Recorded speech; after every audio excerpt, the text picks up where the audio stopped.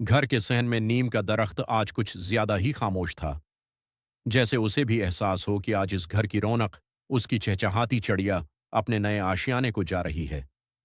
एक बाप अपनी बेटी के सर पर हाथ फेरते हुए बार बार यही सोच रहा था कि कल तक जो नन्ही सी अंगली पकड़कर चलती थी, आज किसी और का हाथ थामने जा रही है।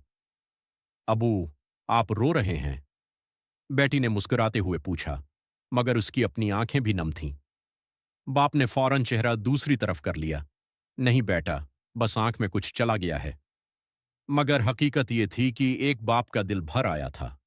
रुखसती का वक्त आया तो बाप ने बेटी के सर पर हाथ रखा और आहिस्ता से कहा, बेटा, आज के बाद तुम्हारा घर वही है, मगर याद रखना मेरा दर हमेशा तुम्हारे लिए खुला रहेगा।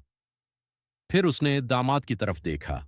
उसकी आंखों में उम्मीद, मोहब्बत और एक खामोश दुआ थी। बेटा, ये मेरी दुनिया है, उसे कभी तन्हा ना होने देना। दामाद ने झुककर एहतराम से हाथ थामा और कहा, आप फिक्र ना करें, उसे कभी झुकने नहीं दूंगा। गाड़ी आहिस्ता आहिस्ता दरवाजे से बाहर निकली और बाप वहीं खड़ा रहा, जब तक वो नजरों से ओझल न हो गई। इस रात उसने आसमान की तरफ देखकर हाथ उठाए। या अल्लाह, मेरी बेटी को ऐसा कांधा देना जो उसे कभी कमजोर न होने दे, उसके नसीब में ऐसी खुशियां लिखना कि उसे मेके की कमी महसूस ना हो, और उसकी हिफाजत को उसका शौहर अपनी इज्जत समझे।